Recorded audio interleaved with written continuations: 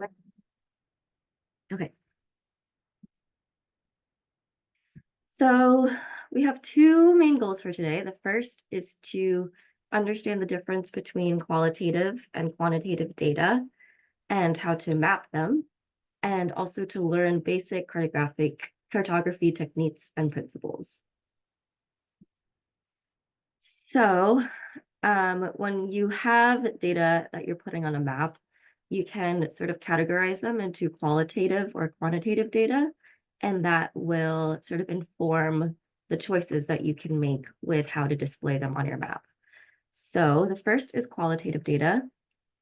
This is a data type that is non-numerical, so there is no numbers or values attached to them. It's mostly just descriptions of the thing that you're mapping.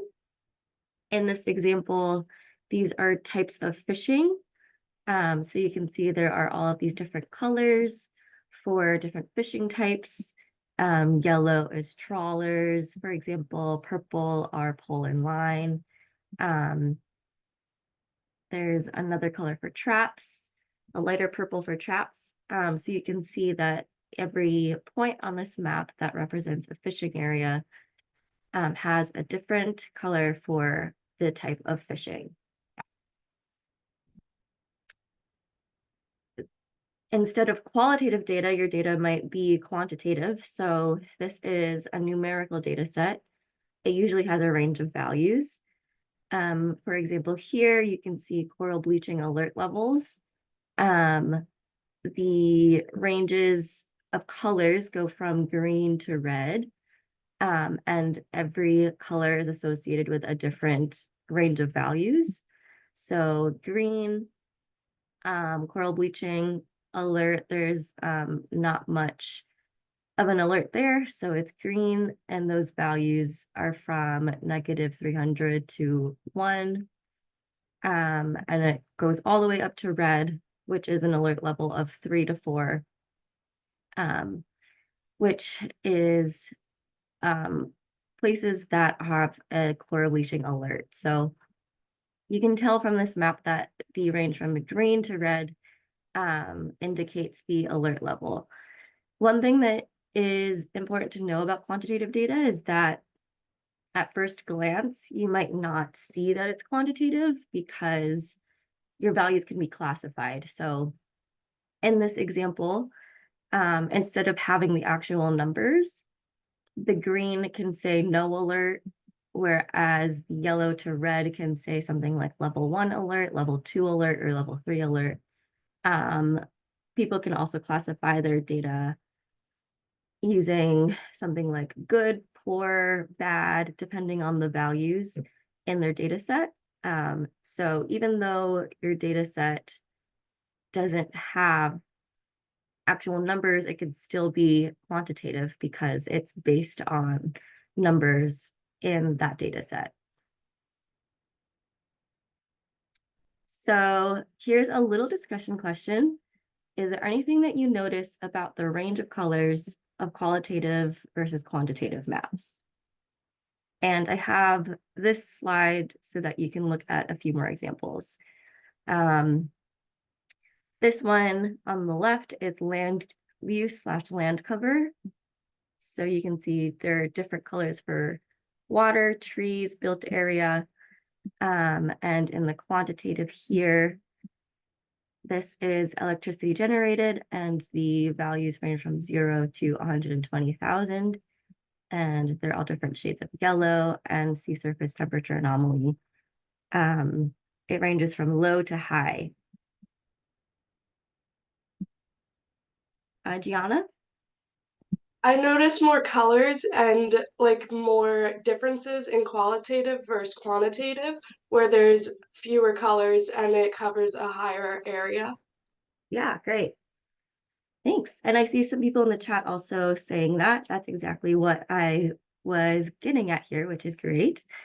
So just to say that colors in data visualization and maps are really important to help your viewer sort of distinguish between the sort of data points that are in your map. And it can be really useful to know if your data is qualitative or quantitative to help you pick out those colors. This is a tool that I learned about a long time ago. You probably won't be needing to use it because ArcGIS Online does a pretty good job of giving you sort of color schemes to work with already. But if you're interested in sort of looking for color schemes for your story map in general and things like that, this is Color Brewer, and I'll open it up in a new tab. Can everyone still see this screen? Okay, great. So this is a really nice tool. You can denote the nature of your data. So sequential, diverging, these are two types of quantitative data sets, and then they have a separate category for qualitative. And again, you can see that there are more distinct colors. It's not really a range in the qualitative color schemes, whereas in diverging and sequential, it's more of a color ramp is what we call it. So the colors range from a color to another color, and the colors in between are sort of in between those two. You can set the number of classes for your data. So if you need like 12, it won't let me go past 9 right now, probably because of the different color schemes here. But if you have 9, you can sort of see what that would look like here. It gives you all the specific hex codes, which is really nice too.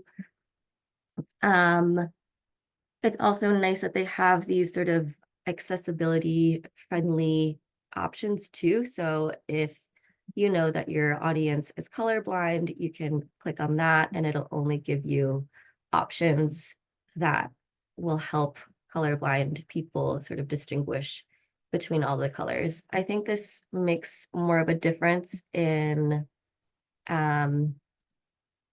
sometimes there are maps that go from red to green. And of course, there are many people who can't see the difference between red and green. So these might be better color schemes to work with if you know that your audience might be colorblind. So yeah, this is a very fun tool that I use sometimes.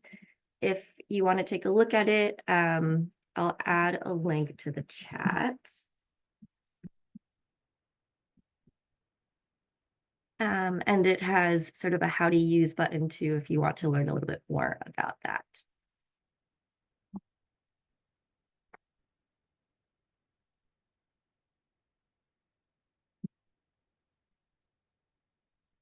So for quantitative maps, you can, of course, use colors to represent your data.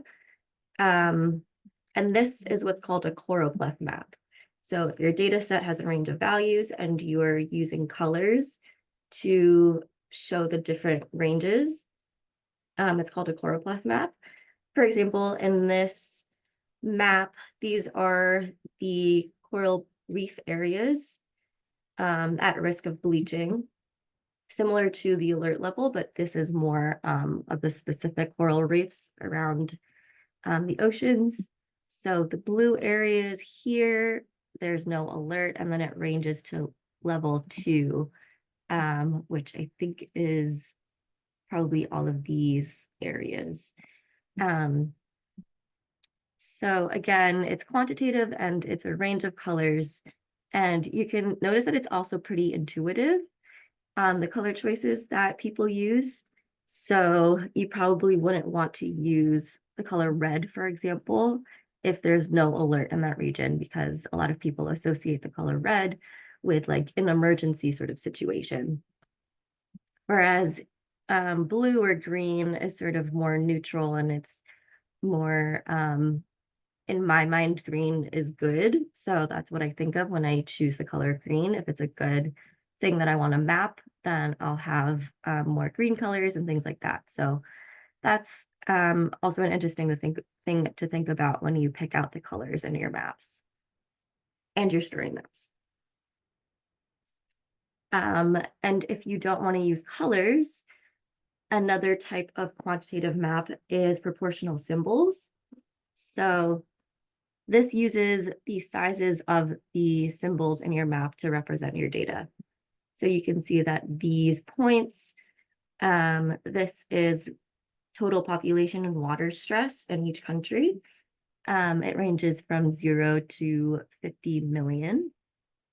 And the size of the circle shows what that value is. So I think that at least in interactive maps, it's really nice because you have the way that you're representing the data on your map, either it's a choropleth map or it's a proportional symbols map. And then when you click on each point or each area, it gives you a little bit more context. So here are a few. Oh, yeah. And then you can also do sort of a mixture of the two, which I tend to do a lot, and I'll show you an example of doing that as well. So it might be a little bit hard to tell, but here the size of the line, so the thickness of the line, shows the flow of that stream in that area. So this is in meters cubed per second. So streams that have a lower flow are smaller, and you can sort of see them at the sort of edges of the bigger river areas. And then streams that have a larger flow have a little bit more thicker lines. In addition, the colors sort of denote the severity of whether that flow can be considered normal in terms of a flooding risk or not. So again, blue here is neutral. It's very intuitive color for this sort of data set because we are talking about streams and water. And then the sort of alert levels go from yellow to purple. And depending on whether there is an alert that you want to have on your map, the color sort of matches that. So it is really fun to choose between choropleth and proportional symbols. But again, if you have a lot of data that you want to show on your map, sort of like two different values, then you can use a mixture of the two. Here are a few questions to think about when you are making your map. The first is, do I need to put intention into the colors of my map? So for example, I mentioned that red to me sort of symbols an alert and green is sort of good. So if someone looks at my map and I use red and green, does that match the intention that I'm putting behind that map? Another question to ask is, does the size of features on my map matter? So if you want to use proportional symbols, that's a question that you can ask yourself. And then sort of at the end of the day, the question to ask yourself is, do you think that this map makes sense intuitively based on your color choices, based on your the size of things on your map? And one thing that you could do, of course, is to ask someone else if your map makes sense to them. So a lot of the times, I'm sure you do this with writing sometimes or any other sort of artwork and things like that. If you've been spending so much time looking at it yourself, it might make sense to you. But you also want to think about your greater audience, so you can ask someone if your map makes sense to them and then adjust all of the things in it accordingly. So now I'll do a little bit of a demo. In ArcGIS Online, it's really nice that they try to make everything pretty simple. I know last week I was showing how to turn a table into a layer.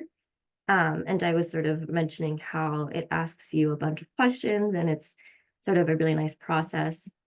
The same is true for symbolizing your data on a map.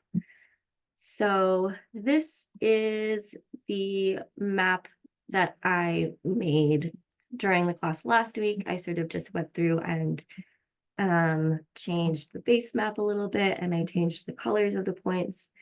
But this is the full microplastics data set. And again, you want to make sure that your layer is turned on. So if I click on it, it'll have the little blue strip there, and I know that my layer is ready to be worked on. Under the styles, as I mentioned, it's very easy. So step 1, choose your attributes, and then it tells you, you know, this is where you choose which fields in your data table you want to map. So I will go ahead and do measurement again, like I did last week. And then it says step 2, pick a style. So they don't call them choropleth or proportional symbols, but that's basically what this is. And you can tell because it says counts and amounts. It's based on size. Counts and amounts is based on color. And color and size is sort of a mix. You can play around with the other ones.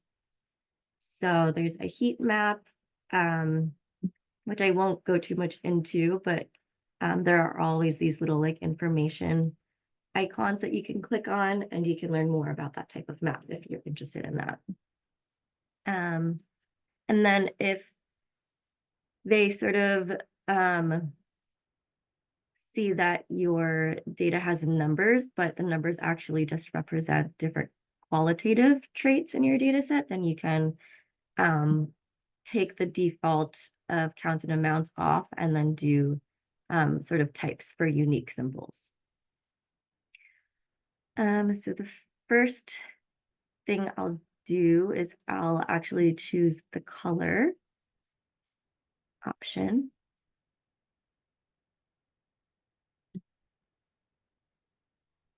And then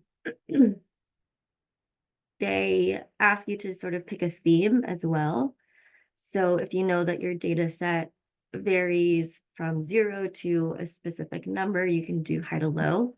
But sometimes your data set has negative numbers and it will sort of converge around 0. And you want to show that negative numbers and positive numbers are different. You can use above and below. And then there are other sort of variations of that. So you can look at that option. I'm just going to use high to low because I know that my measurements of microplastics go from 0 to about 3,000. And then I can click on style options. Again, if you forget to change your theme in that previous screen, you can change it in the options here too. And under symbol style, they have all of these different color ramps already ready for you to choose from. Unfortunately, at this point, you can't make your own color ramp if it's actually going to be like a ramp here. So you can change the symbol on your map. I'm just going to stick with the basic circle. You can change the size. So I'm going to just go with 5 points.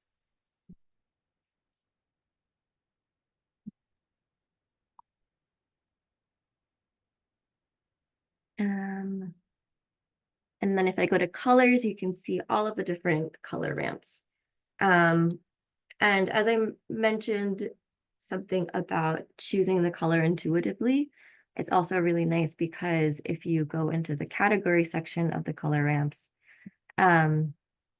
you can choose your color ramp based on the sort of, again, like the thing that you're mapping or the sort of emotion that you want to evoke in your map. And also based on your base map. So if I wanted to find colors that are good for this base map, which is dark, I can select that category.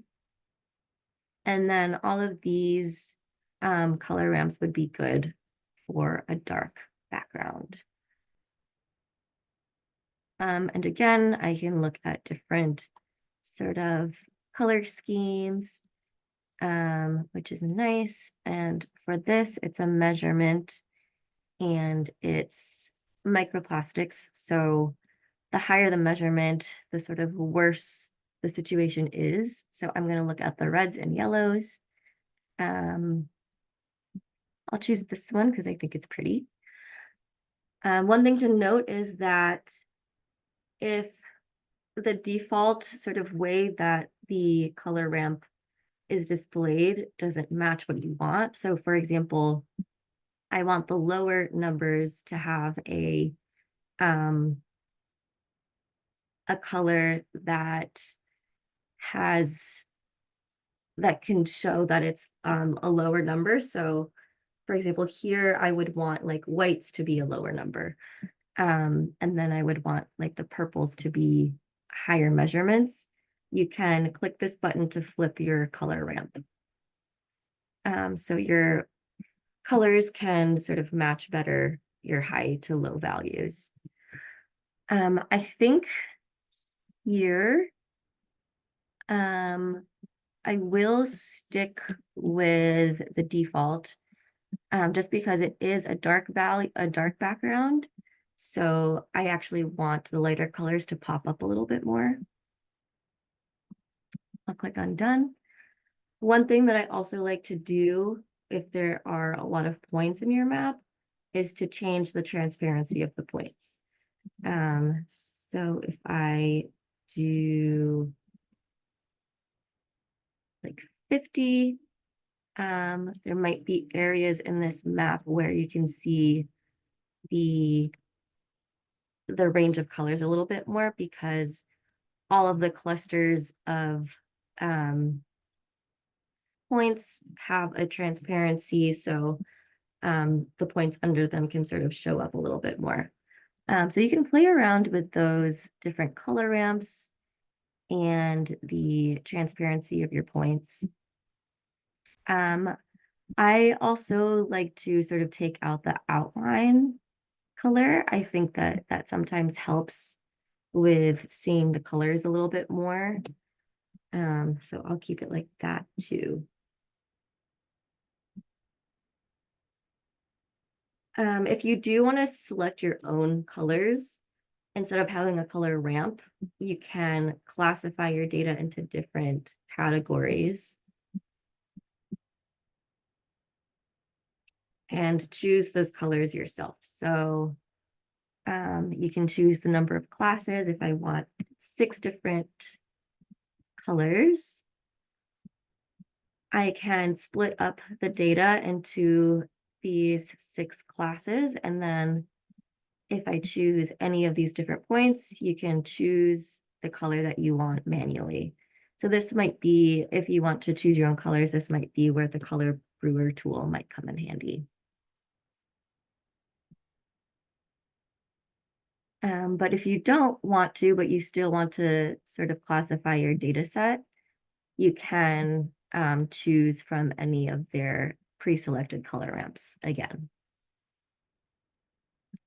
And if you're working in a group, you might find it helpful to sort of select a few different color ramps that go well together for all the different maps that you're making.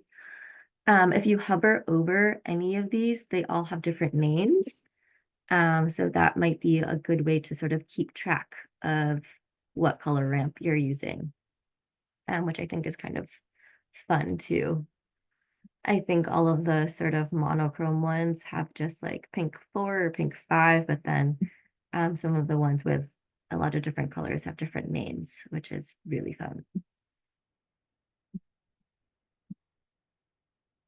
So that is if you have one range of values that you want to put on your map. Again, you can choose colors, or you can choose proportional symbols. But in this data set, I know that measurements aren't consistent across the data set. There are different units that people have measured their microplastics in. So I'm going to add the field of unit. And then I can do a mix of sizes and colors for this. So the different units are different colors, and then the measurements are denoted by size of the points. So again, here you choose your attributes, and then here you choose the style that you want, types and size. If I go to style options, I can I can change the options for either the colors or the measurement or the sizes, which is really nice to sort of separate the two. So here, again, you can choose the different colors for the unique types. And then in counts and amounts for size, one thing that I think is helpful to look at is this histogram. You can kind of really see that it's a histogram, but it sort of shows how many points of each value are within this range. So you can sort of see here that there's this sort of gray bar, and that kind of tells me that a lot of the values in my map are within this, are within this sort of range. But the reason why the default is over that is maybe because there are a few points that are sort of anomalies, and they're sort of like skewing the data range here. But it's really important to know that you can, again, change the range of values for the size of your points too. You can do that by clicking and dragging, or you can also just go in and change the number itself if you know that there's a specific value that you want.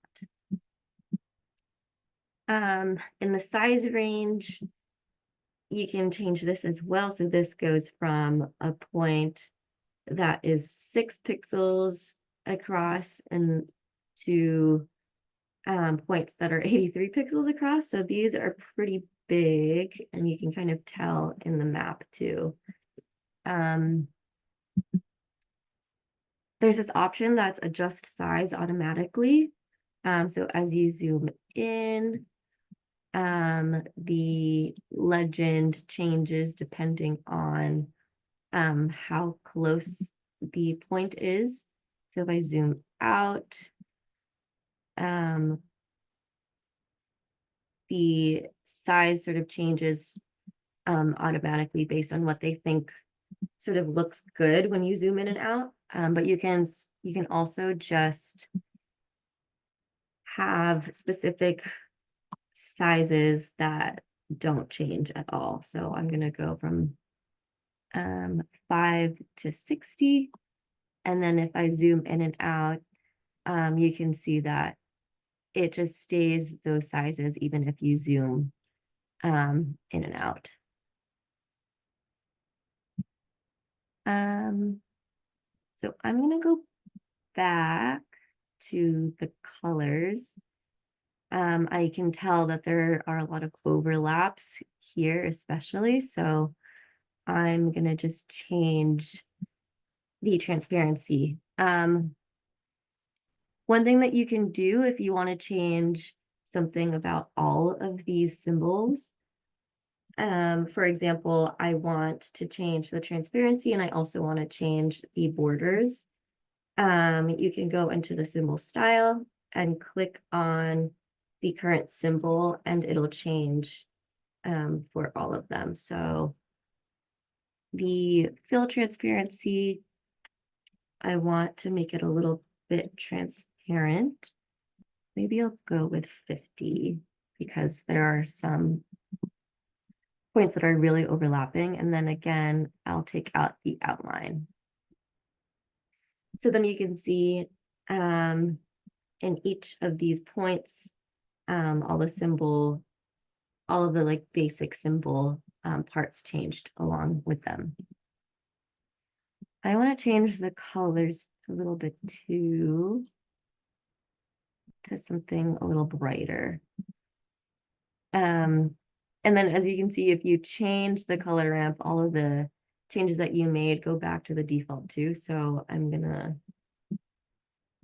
again, change the transparency and then take out the outline.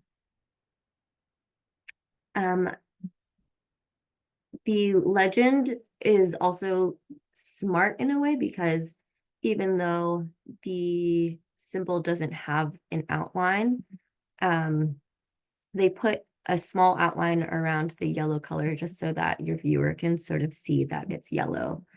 And it pops up against the white background a little bit more. So this is what the map looks like. Now, on your own maps, you can sort of tinker around with the colors and the sizes. I probably will as well. And again, if you click on any of them, you can see more information that's not represented sort of in the colors or the size of your symbols. So those are sort of the basics of the choices that you can make when you're mapping the data on your map. I'm going to save that. And then go back to our slideshow. Does anyone have any questions about that?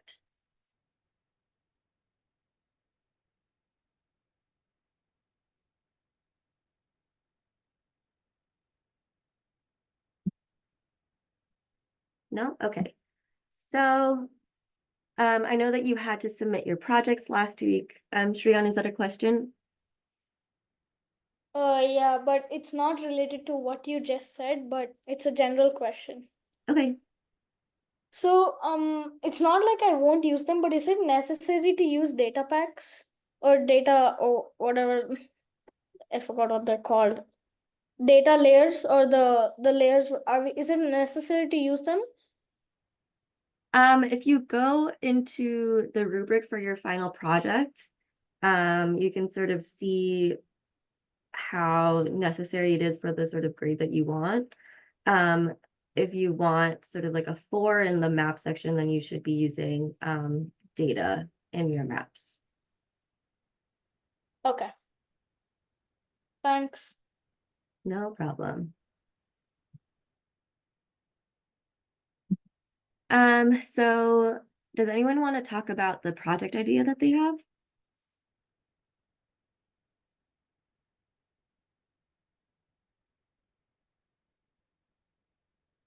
Nikita? I just have a question. I was wondering when we were gonna get like feedback back on our project ideas that we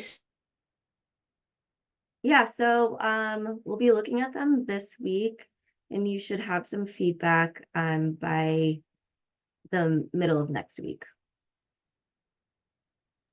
Okay, perfect. Thank you. Sarah? Okay, so about my project idea, I just was thinking to open my horizons as much as possible because I was very scared of focusing on one thing and then finding more interesting topics to talk about that could have been better. So I just kind of opened my horizons for me to explore whatever I could think of. And I'm planning on making my project as creative as possible, with little touches of me throughout the project. And I think that's it for now. I still have a pretty blurry image of it, but I think with time I'll get more focused and I'll probably have a very closed idea of what I want to make. Thank you. Yeah. Yeah, that sounds great. Salami? Yeah, so I just had a question. Mm-hmm. My ArcGIS invitation is actually invalid. Also, I want to refill the final project's ID. I want to refill it because, is there a way to do that? Since I want to refill it because first I filled it because I was working alone, but now since I'm joining a group, I wanted to refill it. Is there a way to do that?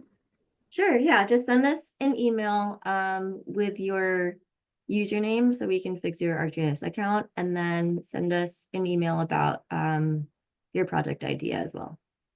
Okay, thank you. Salma? I just want to ask, where can we find the project grading rubric?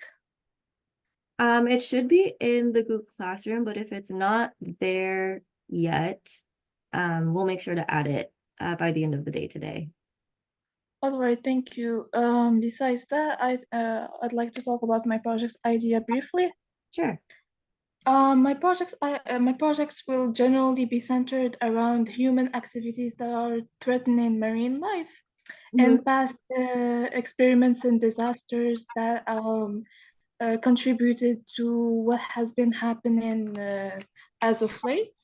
And to add a creative touch, I've been thinking of setting the project timeline in 100 years from now. Cool. Then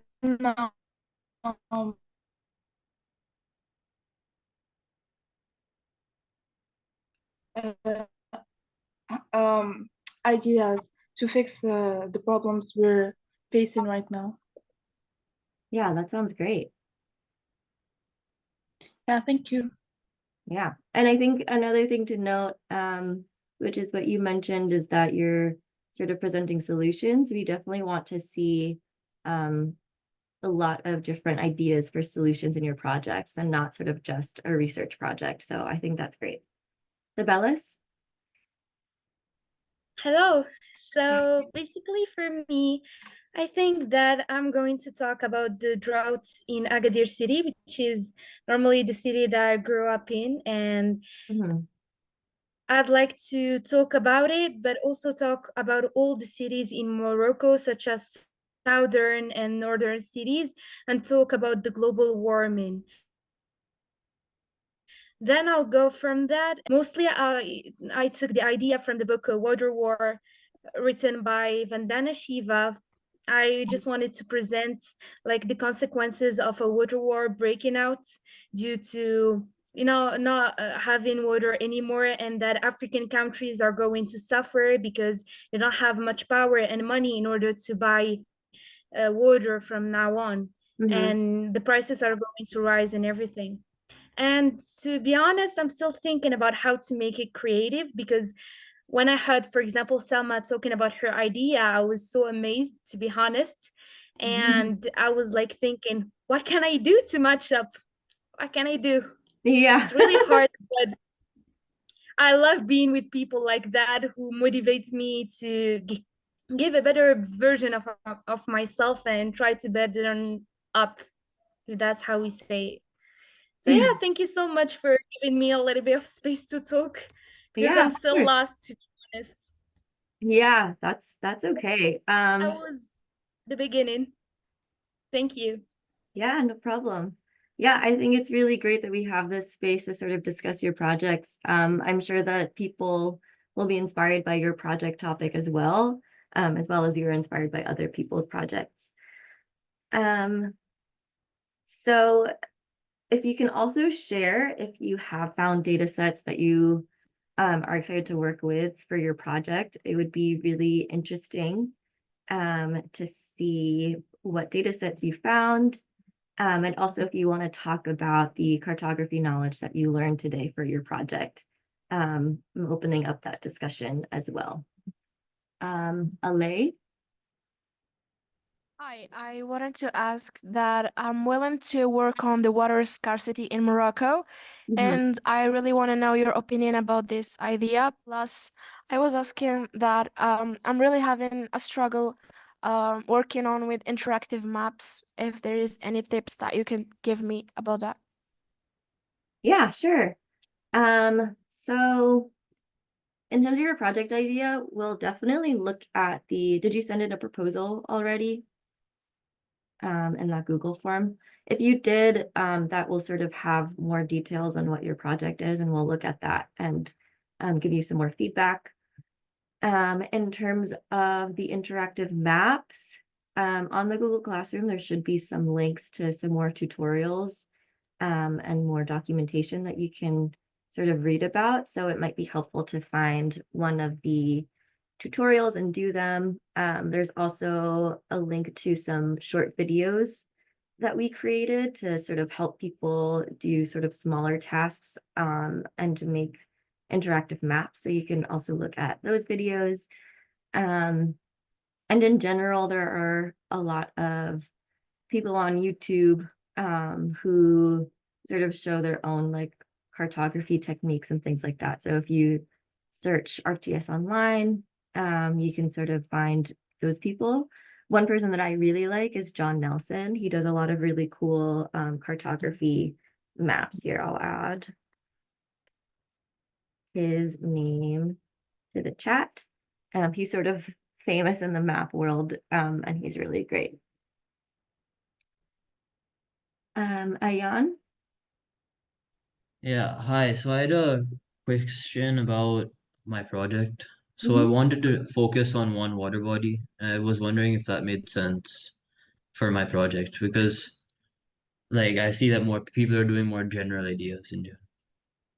Yeah, I think I tend to do projects that are a little bit more focused like you are. I think focusing on one water body is a great idea. Okay, yeah, that's all. Thanks. Yeah, no problem. Trisha? Hi, so I just wanted to share so far what I'm thinking of for my project and ask for your feedback. So I'm going to be focusing on Superfund sites, and I'll mostly be focusing on case studies of Superfund sites. Um, the main one will be the one near my house, near the Hudson River. So I'll be focusing on Superfund sites near water bodies. So I'll be mapping and visualizing spatial data on their pollutant levels, which specific pollutants are involved, distribution patterns, and how close they are to water bodies. And I plan to look at how it affects human health, as well as the environment, the water body nearby. And I'll close it off with some mitigation strategies and policy recommendations. And I have a couple of data sets. I'm finding it difficult to find a data set on specific Superfund sites, just because some have less access than others. But I did find some data sets on general Superfund sites from the US EPA. So I was just wondering what your thoughts were on that, what I can include, or be more specific or general. Yeah, that's a great question. And it sort of goes back to the last question on having sort of a more focused area. I think it's really cool that you're focusing on a specific area because even if there's not sort of a data set that's like an actual table or anything, you can sort of create your own table and sort of look up the specific Superfund sites that you're looking at, and then you might be able to find specific information and put that in a table and then like basically create your own data set. I think that might be a good way to go about that. Thank you. Yeah, no problem.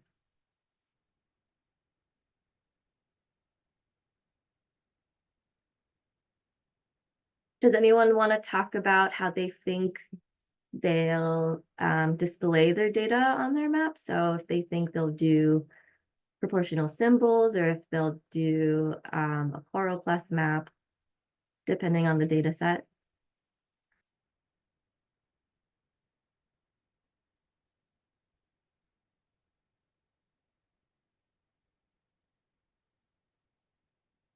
maybe some of you don't have your data sets ready yet, which is totally okay. So for next week, over the weekend and the week, I'd like for everyone to find a data set. So if you can't find one, you can look in the Google Classroom and we'll have something set up where everyone can share their data sets. Find a data set that you want to use for your project. Think about the different ways that you can visualize it.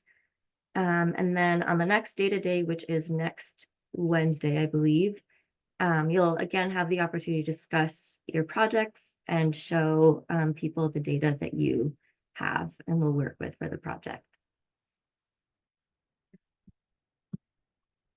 So I think that's it. We can wrap up a little bit early today. Does anyone have any other questions?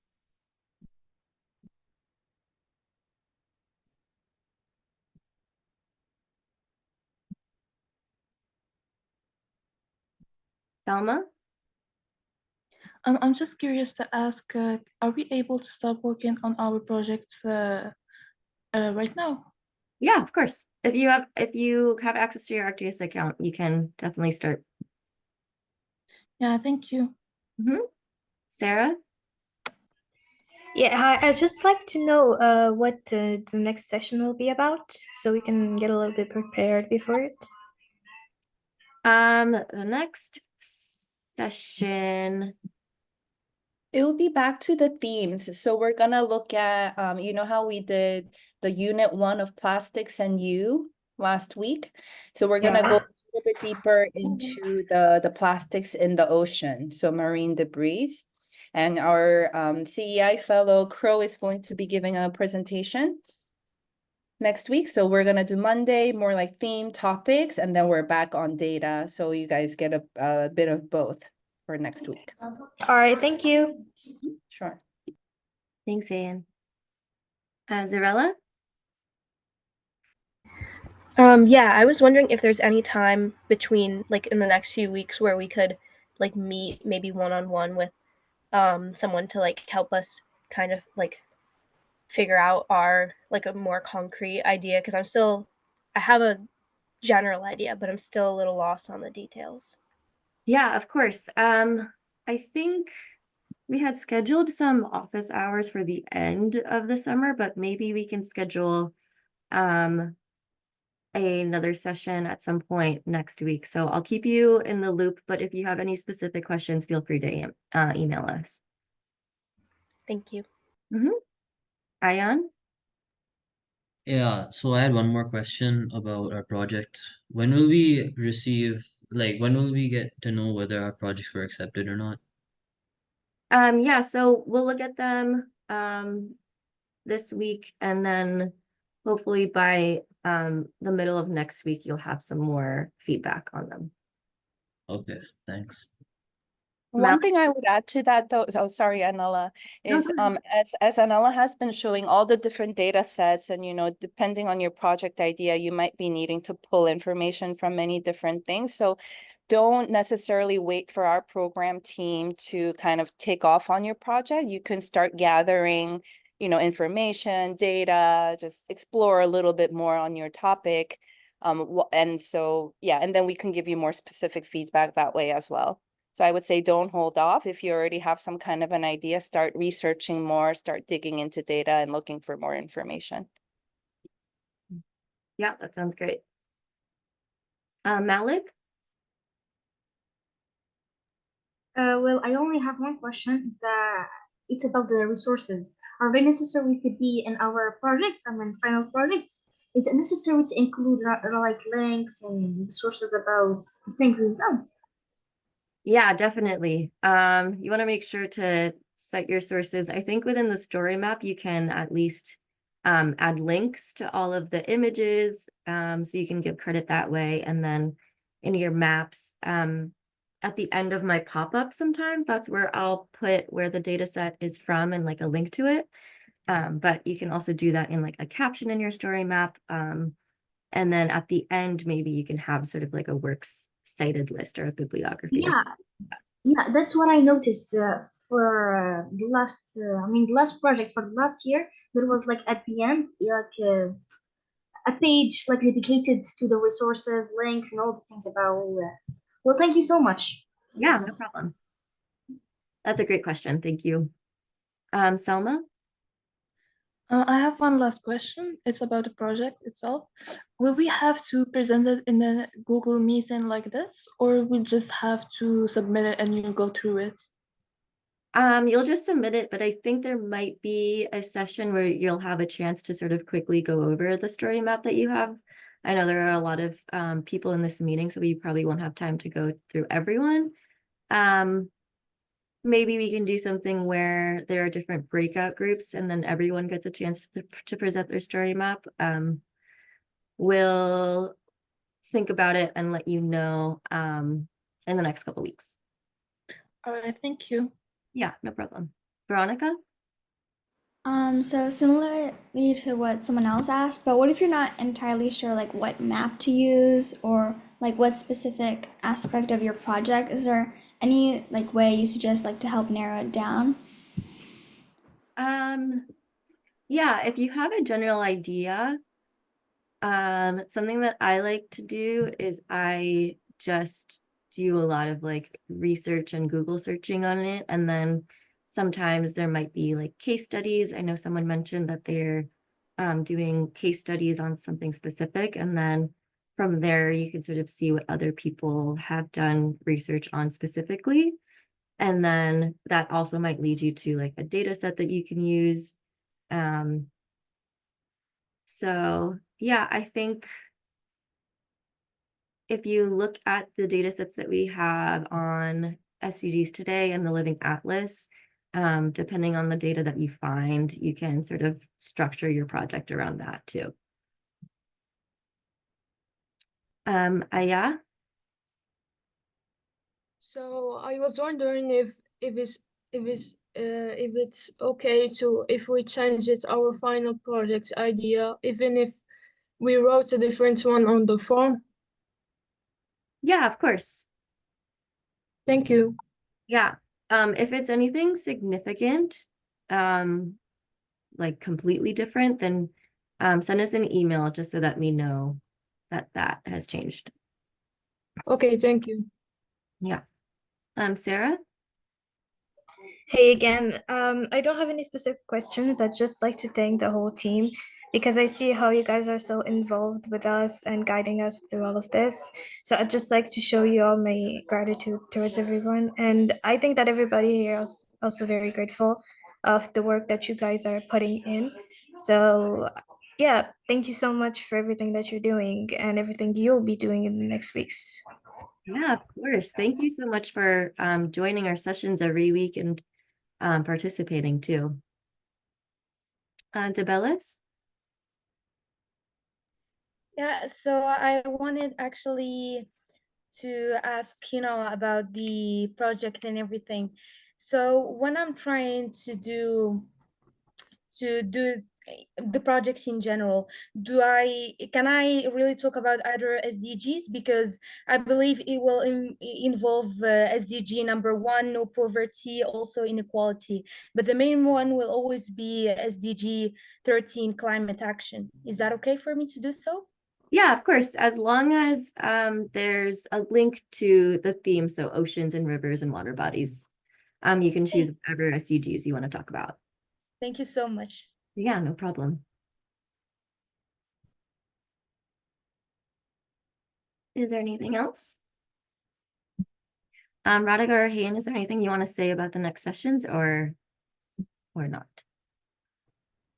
Hi, Anil. I just wanted to say thank you all for joining. And I think we'll be going over a lot of content on, again, microplastic going forward. Crow, and as Hain mentioned already, Crow will be joining us next week to deep dive into microplastic related research. So far, we've covered little bit of microplastic content, and you have also gone through all of Anela's sessions, which will help you to focus on the creating the story maps, the technicalities, and now we'll do a little bit more on microplastic related work. Following that will be again there'll be like a lot of student activists like you all who will be coming in and sharing some of their ideas, so you'll get a sense from other students who have either taken this course before or are working on other projects that you know, to add on to your idea pool. And as I think there was a question on